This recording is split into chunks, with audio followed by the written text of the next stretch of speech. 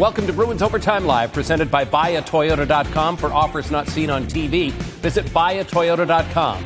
I'm Dale Arnold, along with Billy Chaffee and Andrew Raycroft. The Bruins fall to the New Jersey Devils 5-1 tonight down at the Prudential Center in Newark. There's not much going to be good to say about this one. No. Start, meaning Geekie's goal. Yep. Nice play. But no, not a lot of goodness. Green room talk, we could bring it out here. You know, you can't use the excuse you're missing guys, but you're missing guys. And then they just didn't handle the push from New Jersey well. They just didn't. They couldn't keep it a one-goal game, Razor, and it unraveled in that second period. It did. And it unraveled as they had a 1-0 lead. I mean, you don't make clean breakout plays. You're falling down, make it 1-1, and then again, you had opportunities to score. You don't bury opportunities. You're not intense enough in front of the net, and it turns into 5-1 at the end. So that's frustrating. It's a frustrating one. Again, there's some individual plays that just aren't getting made on a consistent basis. All right, let's be clear, okay? Let me say this clearly. This is not why the Bruins lost the game tonight. But with a score tied 1-1 in the second period, a bad call against Justin Brazeau led to a power play opportunity and a Dougie Hamilton power play goal, and the inexorable slide began. Yeah, and I don't think that, I agree with you 100%. This isn't why they lost the game, although at this moment it ends up changing the game. A turning point. Yeah, it is. It's a key point in the game because that's a clean play by Brazeau. Unfortunate result for Markstrom. But the reason that Brazeau is propelled into him is that Dylan Stick gets below him and puts him into him. You feel bad for the big Swedish netminder. Hopefully he's all right. But the referee reactionary called it instead of saying, how did that happen?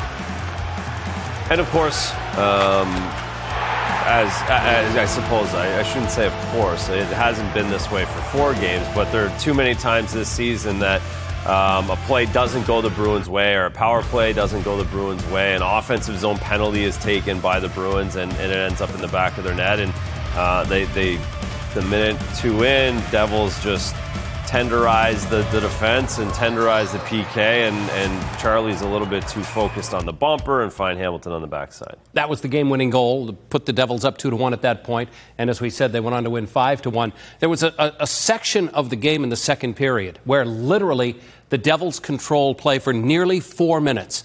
And if not for Jeremy Swayman's play in that stretch, this could have been 6-7, 8-1. Well, yeah. I mean, he was awesome in this stretch, and the guys out on the ice, 4-minute shift almost for Andrew Peeke. They were pretty straight-legged halfway through it, and they held their water. They tried to keep it, and you thought that if after they got through this, after Jeremy Swayman made 4 amazing saves, that okay, it's 2-1 on the road. There's 6 minutes left in the game. You caught a few breaks. They weren't able to capitalize. Maybe you can get one here at the end of the second and make it a game. That's like a period's worth of work right here, this shift. It really was. The save, the lateral movement, and just how hard he worked. And yes, the guys were trying to work hard out there too, but it ends up being just too much searching for puck instead of getting the puck. Like right there, you got to get it out. You know, I mean, you have to understand the moment. Take the icing. I don't care if it's an icing you think you can skate the puck. Take the icing to set things up and refresh. And if you have to take a timeout, you take a timeout. Time on ice for some of those guys. This was a single shift. Yeah. Andrew Peeke played 3 minutes and 50 seconds straight. Nikita Zadorov played over 3 minutes straight. Well, at 3:16, Zadorov goes off, but because Zadorov's the left side deep, Peeke the right side deep, he's got to stay on the ice then. He's got to make sure to seal the middle and the right side, and therefore he can't get off, and he's got to be exhausted. Those are the kind of shifts, Razor, that buckle you for a long time. You're not recovering until the end of the intermission in the second. Charlie Coyle took a penalty, a hooking minor, later on in the second period. And again, the New Jersey power play, which came into this game 3rd ranked in the National Hockey League, and by the way, went 3 for 7 tonight. You can't take 7. You can't give up 7 power play opportunities. We've talked at different times at lengths that offensive zone penalties can kill you in this league. They've done a really good job recently, but there was 2 offensive zone penalties in the second period that ended up in the back of the Bruins net, and it's just you can't You can't recover in this league. You can't recover in this league if you're going to not make plays, if you're not going to make direct passes that are very obviously open, if you take offensive zone faceoffs, if you don't get pucks out of the back of your net, you just don't win. Hescher's pass attempt goes perfectly off of the skate of Zadorov, the Noesen, and you say, oh, that's unlucky.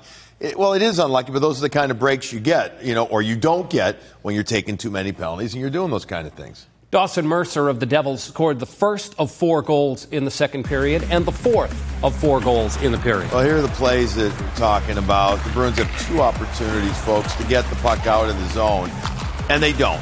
One is a flub by Carlo. He can't elevate it enough, get it out after falling down. And then it's this pass from Osterley into the heel of Charlie Coyle. And then look at that. Right now you are complete discombobulation if you're the Bruins. You're saying, oh, you know what? Oh, bleep, because the puck's coming right back at you. And then there you go. Here. Same thing here. Yeah, it's too easy. I mean, it's the National Hockey League. That's just much, much too easy. Off of a face-off, again, you'll see both 6 and 28 down below the goal line. When the goal goes in, you can't have 2 defensemen down there. Play needs to get made there. And if you don't make plays around your net quickly as a defender, it ends up in the back of your net instantly. Frustration setting. Star of the game presented by Subaru of New England. Fall in love with a brand new Subaru. Lots of guys to choose from, but Dawson Mercer had 2 goals tonight. First multi-goal game of the season, was +2 as well. Played almost 17 minutes, had 3 shots on goal, and he was our Subaru Dealers of New England star of the game. 5-1 the final as the Devils beat the Bruins.